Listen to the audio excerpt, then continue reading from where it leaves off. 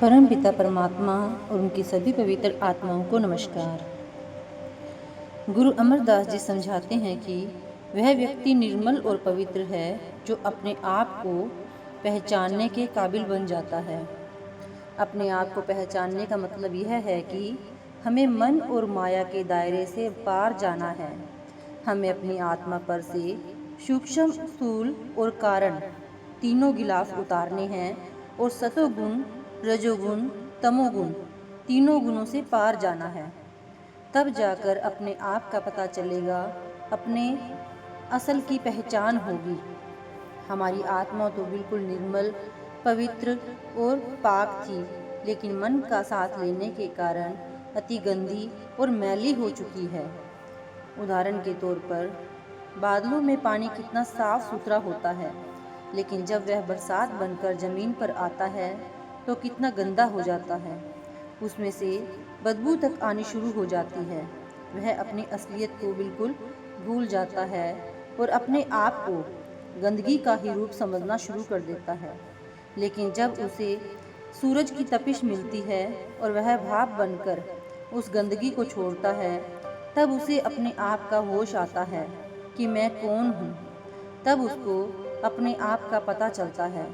फिर वह अपने असल या मूल के बारे में सोचता है और सीधा जाकर बादलों में अपने असल में ही समा जाता है। यही हमारी आत्मा की हालत है। यह माया के जाल में फंसकर मन के वश में हो चुकी है और मन आगे इंद्रियों के भोगों का आशिक बन चुका है। और जो जो कर्म मन करता है उसका नतीजा साथ साथ आत्मा को भी भुगतना पड़ता है। जब तक यह मन का साथ नहीं छोड़ेगी, यह कभी अपने असल के अंदर समाने के काबिल नहीं हो सकेगी।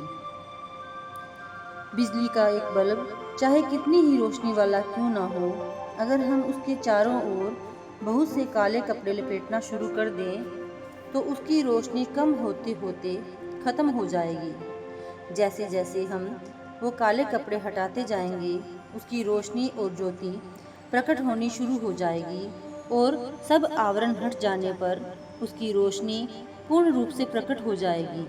इसी प्रकार जैसे जैसे हमारी आत्मा मन का साथ छोड़ती जाएगी या मन के पर्दे उस पर से उतरते जाएंगे, वह अपने आप को पहचानने के काबिल बनती जाएगी। इसीलिए कहा है, परमात्मा को पहचानने से पहले अपने आप को पहचानना जरूरी है। हमें जो भी कोशिश करनी है, जो भी तरीका सोचना है, वह अपने मन को वश में करने का ही सोचना है। मन को वापस ब्रह्म या त्रिकुटी में ले जाने की कोशिश करनी है। हर एक धर्म का यही उद्देश्य है। अब सवाल पैदा होता है कि इस मन रूपी दुश्मन को किस तरह काबू किया जाए। हम दुनिया के जीव अपनी अपनी अक्ल के अनुसार हजारों युक्तियों और तरीकों से मन को वश में करने की कोशिश करते हैं। जप तप करते हैं, पूजा पाठ, ग्रंथ पोथियाँ, वेद शास्त्र आदि पढ़ते हैं, दान पुण्य करते हैं, कई प्रकार के हवन वगैरह भी करते हैं। यहाँ तक कि घर बार छोड़कर जंगलों पहाड़ों में छिप कर बैठ जाते हैं। ये सभी साधन सिर्फ मन को वश में करने के लिए ही करते हैं। हम हठ कर्मों के जरिए अपने ख्याल को दुनिया से अलग करने की कोशिश करते हैं, क्योंकि हमारा ख्याल आगे जाकर किसी चीज़ से जुड़ता नहीं। इसलिए वह लौटकर दुनिया में ही भटकना शुरू कर देता है। दुनिया में से अपने ख्याल को जबरदस्ती निकालना ऐसे ही है जैसे एक जहरीले सांप को किसी टोकरी या पिटारी में बंद कर देना। जितनी देर वह टोकरी के अंदर बंद रहता है, हम उसके डंक और जहर से बचे रहते हैं। लेकिन जब भी उसको बाहर निकलने का मौका मिलेगा, वह जरूर डसेगा। कभी अपनी आदत से बाज नहीं आ सकता। इसलिए सांप को टोकरी में बंद कर देने से हम हमेशा के लिए उसके जहर से निश्चिंत नहीं हो सकते। हमें अपनी जान का खतरा लगा ही रहता है।